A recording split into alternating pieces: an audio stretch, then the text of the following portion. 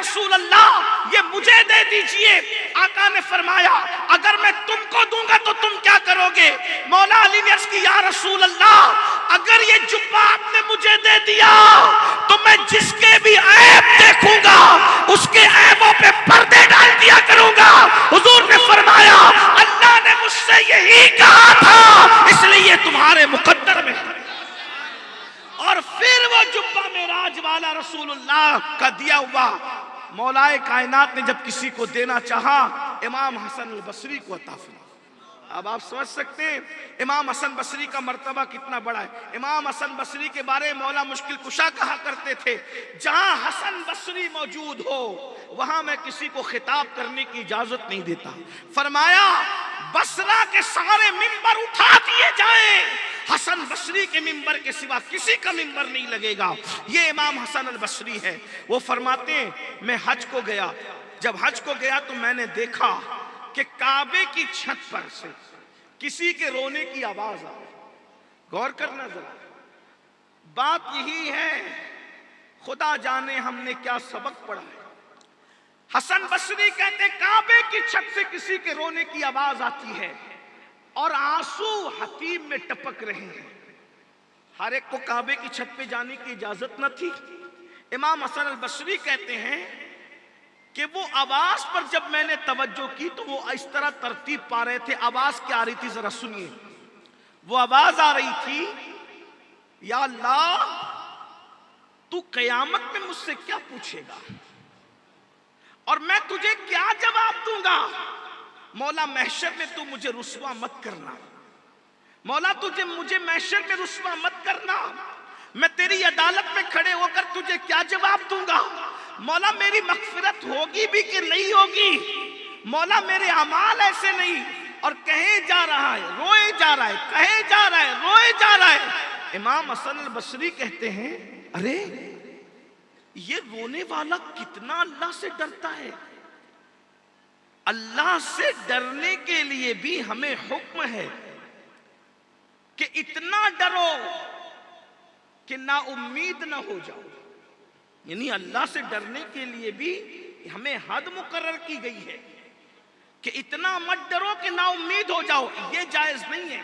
ڈرو لیکن نا امید نہیں ہونا، اس لیے کہ ایمان صرف خوف کا نام نہیں ہے اور ایمان صرف امید کا نام نہیں ہے۔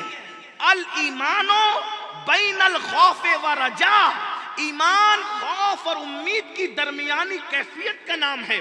اس سے ڈرو بھی اور اس سے امید بھی رکھو۔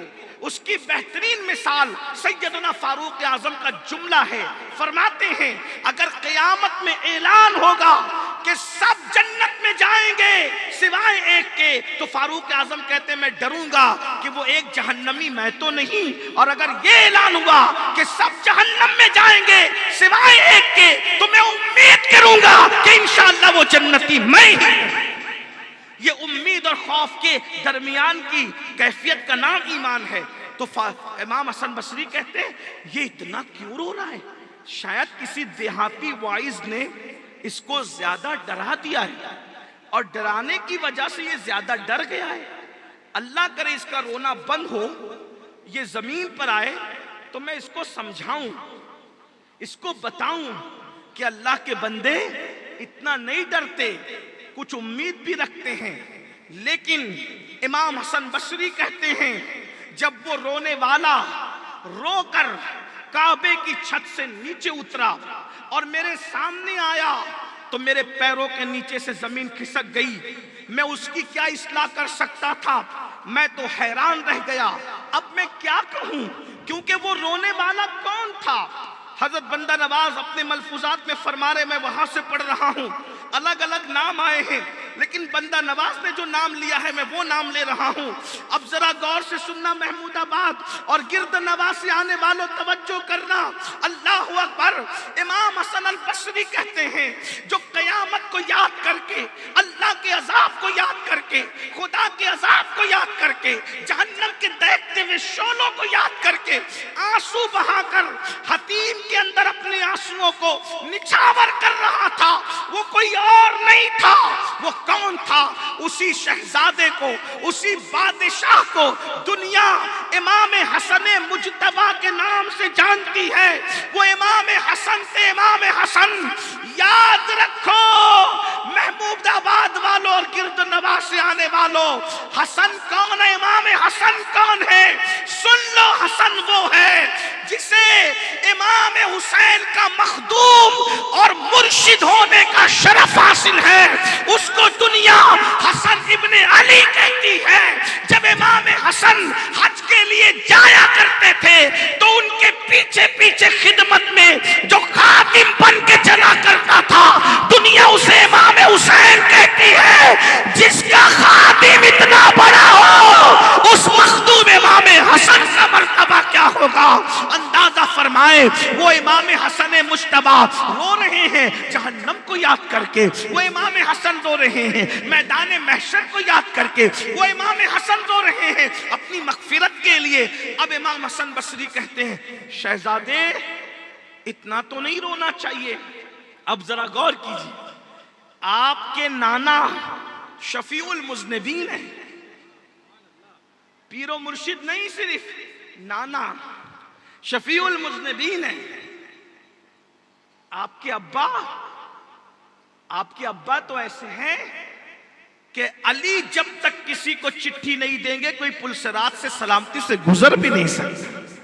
آپ کے ابا تو وہ ہیں، اور آپ کی امی تو وہ ہیں بادشاہ کہ جب میدان محشر میں سب نفسی نفسی کریں گے تو شہزادے تیری امی جب پلسرات سے گزرے گی تو اعلان ہوگا محشر والوں اپنی گردنوں کو جھکا لو، آنکھوں کو بند کر لو، فاطمہ بنت محمد پلسرات سے گزر رہی۔ نانا ایسے، ابا ایسے، امی ایسی، اور آپ اپنی مغفرت کے لیے رو رہے ہیں، آپ اپنی بخشش کے لیے رو رہے ہیں۔ اب سننا امام حسن بصری کے سوال پر امام حسن کا جواب کیا تھا۔ امام حسن کہتے ہیں حسن بصری کیا تم نے قرآن کی آیت نہیں پڑھی جب میرے نانا پر آیت نازل ہوئی وَأَنذِرْ عَشِيرَتَكَ الْأَقْرَبِينَ، اے میرے محبوب اپنے خاندان والوں کو ڈراؤ، اپنے رشتہ داروں کو ڈراؤ۔ خاص طور پہ نبی کے خاندان کے لیے آیت اتر رہی ہے، محبوب اپنے خاندان والوں کو ڈراؤ۔ تو جب اللہ کے رسول پہ آیت نازل ہوئی کہ اپنے خاندان والوں کو ڈراؤ، امام حسن کہہ رہے ہیں میں صرف نقل کر رہا ہوں، جس کو بھی باتیں کرنا ہے وہ بندہ نواز سے باتیں کرے، جس کو اعتراض کرنا ہے وہ امام حسن پہ اگر کر سکتا ہے تو کرے۔ میں امام حسن کا مسلک پیش کر رہا ہوں، امام حسن کی فکر پیش کر رہا ہوں، امام حسن کی تفسیری نکات پیش کر رہا ہوں۔ امام حسن مجتبی کہتے ہیں جب رسول اللہ پر آیت نازل ہوئی اپنے رشتہ داروں کو ڈراؤ، اپنے خاندان والوں کو ڈراؤ، تو رسول اللہ نے پھر امام حسن نے نام لیے، میں نام نہیں لوں گا، امام حسن نے کہا اے فلاں، اے فلاں، اے فلاں، اے فلانی، اے فلانی، اے فلاں، اور پھر فرمایا عمل کرنا، عمل، عمل کرنا، عمل، عمل کرنا، عمل۔ یہ مت سمجھنا کہ تم نبی کے خاندان کے لوگ ہو۔ اللہ اکبر، غور کریں، رسول اللہ، امام حسن کہہ رہے ہیں رسول اللہ نے نام لے لے کر پکارے فلاں فلاں فلاں فلاں، انہوں نے نام بھی لیے، میں نام نہیں لے رہا ہوں اس لیے کہ میری زبان میں اتنی طاقت نہیں کہ ان ناموں کو میں لے سکوں، لیکن بات جتنی ہو سکتی اتنی کر رہا ہوں۔ اے فلاں، اے فلاں، اے فلاں، اے فلانی، اے فلانی، عمل کرنا، عمل، عمل کرنا، عمل، عمل کرنا، عمل۔ اور پھر فرمایا کہیں ایسا نہ ہو لوگ عمل لے کر آئیں اور تم صرف رسول اللہ کا نسب لے کر آؤ۔ فرمایا میرے آقا نے، امام حسن کہہ رہے حسن بصری کو، امام حسن کہہ رہے حسن بصری کو، حسن بصری میرے نانا نے کہا تھا ایسا نہ ہو نبی کے گھر والوں کہ لوگ عمل لے کر آئیں اور تم صرف نسب لے کر آؤ۔ جس کو عمل نے پیچھے کر دیا اس کو نسب آگے نہیں کر سکتا۔ اور پھر فرمایا نبی کے گھر والوں جب اللہ کسی کو عذاب دینے کا فیصلہ کر لے تو دنیا کا کوئی انسان کسی کو اللہ کے عذاب سے بچا نہیں سکتا۔ اب میں آپ سے پوچھتا ہوں میرے بھائیوں، رسول اللہ کے گھر والے میدان محشر کو یاد کر کے اس قدر رو رہے ہیں، اس قدر آنسو بہا رہے ہیں، اور ہمارے پاس عمل کے معاملے میں کیا ہے؟ یہی کہ جمعہ کی 2 رکعت پڑھ کے مسجدوں سے ایسے بھاگتے ہو جیسے اسکول کی چھٹی ہونے پر اسکول کے بچے بھاگتے ہیں۔ کدھر گیا عمل؟ وہ آنسو بہا رہا ہے کعبے کی چھت پہ سجدے میں، جس نے 25 پیدل حج کیے، جو 700 رکعتیں نماز ادا کرتا تھا، وہ امام حسن بادشاہ، وہ امام حسن جو صدقے میں ایک ایک فقیر کو 50-50 ہزار دے دیا کرتے تھے۔ میں پوچھنا چاہتا ہوں میرے بھائیوں، وہ آنسو بہا رہے ہیں میدان محشر کو یاد کر کے، ہمیں کیا ہو گیا ہے؟ اللہ اکبر، زندگی میں نماز کے لیے ٹائم نہیں ہے۔ یہ اتنے بیٹھے ہزاروں کا مجمع ہے، آپ سے پوچھتا ہوں کتنے عشاء پڑھ کے آئے ہیں اور جا کر کتنوں نے فجر پڑھنا ہے؟ یہی تو رونا ہے۔ جلسے میں مولانا کے پاس بیٹھنے کے لیے 5 گھنٹے کا وقت نکال سکتے ہو، سر آنکھوں پہ سلام کرتا ہوں تمہیں سلام ہے، برائی نہیں کر رہا ہوں۔ مولانا کی بات سننے کے لیے، مولانا سے ملنے کے لیے 5 گھنٹے کا ٹائم ہے، مولا سے ملنے کے لیے 5 منٹ کا ٹائم تمہارے پاس نہیں ہے۔ آپ سے پوچھنا چاہتا ہوں، ہمارے پیچھے پھرتے ہو ہاتھ چومنے کے لیے، او سید کے ہاتھ چوم لے، مولانا کے ہاتھ چوم لے، پیر کے ہاتھ چوم لے، ہمارے قریب آ بھی گئے، ہم تمہارا کیا بنا پائیں گے؟ سچی بات کر رہا ہوں، برا مت ماننا، میرے پاس آ گئے میں تمہارا کیا بنا سکوں گا؟ میرے بھائی، ہم لوگ تو انسان ہیں، انسان کمزور لوگ ہیں، بیمار پڑو گے ہم تو تمہاری خیریت بھی پوچھ نہ سکیں، اتنے ہم کمزور ہیں۔ ہمارے قریب آنے کے لیے اتنا دوڑ بھاگ کرتے ہو، اتنی محنت کرتے ہو، بیمار پڑو گے تو میں خیریت بھی نہ پوچھ سکوں آپ کے، بلکہ دوبارہ ملو تو شاید پہچان بھی نہ سکوں آپ کو۔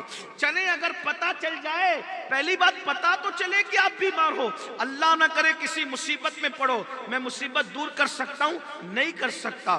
اگر آپ کی روزی کا مسئلہ ہو، میں روزی دے سکتا ہوں؟ نہیں دے سکتا۔ میں آپ کو سچی بات کہنے آیا ہوں، اصلاح معاشرہ کی محفل میں میں آپ کے ساتھ فراڈ کرنے نہیں آیا، مجھے مرنا ہے، ہمیں ذمہ داری سونپی گئی ہے سچی بات پہنچانے کی۔ بھائی، مولانا کے قریب ہونے کے لیے تم اتنی محنت کر رہے ہو، اتنی محنت کبھی مولا کے قریب ہونے کے لیے بھی کر لو۔ مولانا تو تیری خیریت بھی نہیں پوچھ پائے گا میرے بھائی، پیر صاحب تو تیری خیریت بھی نہیں پوچھ پائیں گے میرے بھائی، سیاسی لیڈر تو تیری خیریت بھی نہیں پوچھ پائیں گے۔ وہ میرا اللہ، تو بیمار پڑے شفا وہ دے گا، روزی کی ضرورت ہے روزی وہ دے گا، رزق کی ضرورت ہے رزق وہ دے گا، تیری بدقسمتی کو خوش قسمتی میں وہ بدلے گا، تیری بیٹی کو رشتے نہیں آئیں گے گھر تک وہ پہنچائے گا، وہ تیری مرنے کے وقت تیری تکلیف کو کم وہ کرے گا، مرنے کے بعد قبر میں اسی کی رحمتیں کام آئے گی، اسی کی رحمت سے تو جنت میں جائے گا۔ لیکن سیاسی لیڈر کے قریب بھاگنے والے، مولانا کے قریب بھاگنے والے، پیر کے قریب بھاگنے والے، میرے بھائی کبھی اللہ کے قریب بھی تو آنے کی کوشش کر۔ بلکہ میں آپ کو بتاؤں، ارے سب کے قریب ہونا مشکل ہے، رب کے قریب ہونا کتنا آسان ہے۔ ایک آسان نسخہ ہے، ہمارے قریب ہونے کے لیے بڑی بڑی رشوتیں دینی پڑے گی، ہے نا؟ میں بات کہہ دوں سچی بڑے بڑے تحفے دینے، ارے بھائی یہاں تو امیر اور غریب میں بھی فرق ہو گیا۔ مسافے میں غریب آئے تو الگ انداز، امیر آئے تو الگ انداز، یہی ہے نا؟ خوبصورت آئے الگ انداز، بدصورت آئے الگ انداز، ان پڑھ آئے الگ انداز۔ ظالموں نے مسافے کو بھی غریبی اور امیری میں بانٹ دیا، شادیوں کو بھی غریبی اور امیری میں بانٹ دیا، بیماری کو بھی غریبی اور امیری میں بانٹ دیا، جنازوں کو بھی امیری اور غریبی میں بانٹ دیا۔ جس کے جنازے میں کندھا دینے والوں کی کثرت ہے، سمجھ لینا کسی امیر شہر کا جنازہ ہے، اور جہاں کندھے کو جنازہ ترستا ہو سمجھنا کسی غریب کا جنازہ ہے۔ اگر امیر شہر سود خور ہے، حرام کھاتا ہے، زانی ہے، شرابی ہے، تو بھی کندھا بدلنے والوں کی قطار ہوگی، اور غریب شہر اگر مسجد کا امام ہے تو بھی اس کا جنازہ کاندھے کو ترس رہا ہوگا۔ یہ تم نے حالات بنا رکھے ہیں، لیکن بہرحال اس ظالم معاشرے میں کس سے قریب رہنا چاہتے ہو؟ کون ہے اپنا؟ اور وہ اللہ جو روزی دے، رزق دے، تقدیر بدلے، تمہارے سارے کام وہ اللہ بنائے۔ ماں کے پیٹ میں جب باپ بھی نہیں کھلا سکتا تھا، اللہ نے کھلایا کہ نہیں کھلایا؟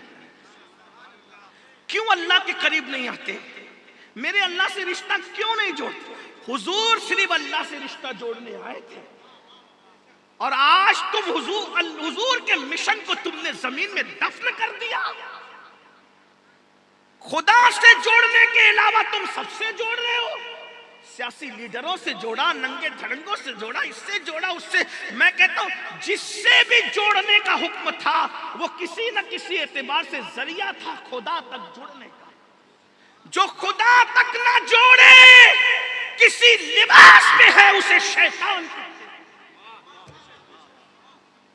جو خدا تک نہ لے جائے، اپنے پاس رکھ لے کسی لباس، چاہے وہ خطیب کے لباس میں ہو، چاہے وہ شیخ کے لباس میں ہو، چاہے وہ ادیب کے لباس میں ہو، چاہے وہ کسی لباس، جو خدا سے روک دے وہ شیطان ہے۔ سارے لوگ تو یہ جلسے کیوں تھے؟ خدا تک پہنچانے کے لیے۔ اگر جلسہ خدا سے روک دے تو یہ شیطان روک دیا نا خدا سے۔ ارے تمہیں نماز پڑھنے کی کیا ضرورت ہے؟ ہم لے جائیں گے جنت میں۔ ہاں تم خود بھی نہیں جاؤ گے جناب، تم کدھر؟ نماز کے وقت سوتے پڑے رہنے والوں، تم خود بھی کہتے ہیں کہ جو اللہ تک نہیں پہنچا اس کو نماز کی ضرورت ہے، میں تو پہنچا ہوا، مجھے نماز کی کیا ضرورت ہے؟ او ظالم، تیرا یہ زہریلا جملہ کتنے لوگوں کو چھلنی کر رہا ہے۔ اگر خدا تک پہنچنے والے کو نماز کی ضرورت ہے اور جو پہنچ گیا اس کو ضرورت نہیں ہے، تو امام حسین کا تو آخری کام ہی سجدہ تھا۔ تو کیا امام حسین نہیں پہنچے تھے اللہ تک؟ بتا تو صحیح۔ کچھ ظالم تو ایسے پاگل پیدا ہو گئے جو سرکار عالم پناہ وارث پاک کو بھی بدنام کرتے ہیں کہ وہ نماز نہیں پڑھتے تھے۔ وارث پاک کہتے ہیں جو نماز نہ پڑھے وہ کچھ بھی ہو سکتا ہے، میرا مرید نہیں ہو سکتا۔ وارث پاک کو بدنام کیا، مدار پاک کو بدنام کیا، بزرگوں کو۔ ہمارے کسی بزرگ کے یہاں بے نمازی کی گنجائش ہی نہیں ہے۔ ہمارے اس لیے کہ وارثی ہونے کے لیے بھی مسلمان ہونا ضروری ہے، قادری ہونے کے لیے بھی مسلمان ہونا ضروری ہے، چشتی ہونے کے لیے بھی مسلمان ہونا ضروری ہے۔ اور یاد رکھنا، جو مسلمان ہوگا وہی قادری ہوگا۔ ایسا نہیں ہو سکتا کہ مسلمان نہ ہو اور قادری ہو جائے، ایسا نہیں ہو سکتا۔ غوث پاک فرماتے ہیں بے نمازی مر جائے اسے مسلمان کے قبرستان میں دفن مت کرو۔ جب غوث اعظم قبرستان میں قبول نہیں کرتے تو غوث اعظم اپنے سلسلے میں کیسے قبول کریں گے؟ بتاؤ تو صحیح، بتائیے نا ذرا۔ اور وارث پاک کہتے ہیں وہ وارثی ہی نہیں ہے۔ پتا چلا وارثیت کپڑے رنگنے کا نام نہیں ہے، وارثیت دل کو عشق مصطفیٰ سے رنگنے کا نام۔ قادریت ٹوپیوں کے کلر کا نام نہیں ہے، قادریت عشق مصطفیٰ کے رنگ کا نام ہے۔ چشتیت کپڑوں کے رنگین کرنے کا نام نہیں ہے، چشتیت صبغت اللہ ومن احسن من اللہ صبغہ کی عملی تفسیر بننے کا نام ہے۔ نماز کو چھوڑتے ہو، سب کو پکڑنے کے لیے بہت مشکل ہے، اور رب کو پانا کتنا آسان ہے۔ آیت نہیں پڑھوں گا ورنہ سجدہ تلاوت لازم آ جائے گا۔ اللہ فرماتا اللہ کے قریب ہونے کا آسان ذریعہ کیا ہے پتہ ہے؟ کتنا آسان ہے، سن لو۔ سجدہ کرو اور اللہ کے قریب ہو جاؤ۔ نہ کوئی تحفہ دینا ہے، نہ کوئی چاپلوسی ہے، نہ کسی کا کچھ نہیں، کتنا آسان ہے۔ اور یہ نہیں کہا کہ مولانا سجدہ کرے گا تو وہی قریب ہوگا، سید کرے گا تو وہی قریب ہوگا، نمازی کرے گا تو وہی قریب ہوگا۔ آپ کو بتاؤں، سن لے، بس بات ختم کر رہا ہوں، اختتام اللہ کرے بات دل میں اتر جائے۔ میرا اللہ تو ایسا ہے، کوئی سجدہ کرے اللہ اس کو مل جاتا ہے۔ اللہ فرماتا ہے جب میرا بندہ سجدے میں سر رکھتا ہے تو میرے اور میرے بندے کے درمیان جتنے حجابات ہوتے ہیں میں سارے حجابات اٹھا دیتا ہوں۔ اللہ کو پانا کتنا آسان ہے۔ ایک بات سن لیجئے، ایک دو بات ٹائم پورا ہو رہا ہے، دل چاہتے ہیں آپ اچھے سن رہے تو سناؤں، لیکن مجھے آگے سفر کرنا ہے، عالم پناہ میں حاضری بھی دینی ہے، تو بات سن لیجئے، توجہ سن لیجئے، غور کیجئے۔ اللہ کو تم نے سمجھا ہی نہیں، اس کی محبت کو سمجھا نہیں، اللہ کیا کہتا ہے پتہ ہے تم سے؟ کیا کہتا ہے؟ وما قدر اللہ حق قدری، تم نے میری وہ قدر ہی نہیں کی جو قدر کرنی تھی۔ کیوں بتاؤں؟ سنیں، اللہ ہم سے جتنی محبت کرتا ہے اتنا کوئی نہیں کرتا۔ مجھے آپ سے شکایت یہی ہے، دیکھو میں یہ نہیں کہہ رہا کہ مولانا سے دور ہو جاؤ، پیر صاحب سے، واللہ اللہ کی قسم میں کسی سے دور کرنے نہیں آیا، میں یہ کہہ رہا ہوں کہ سب سے پہلا حق اللہ کا ہے کہ اس کے قریب آ جائے، بعد میں سب کے۔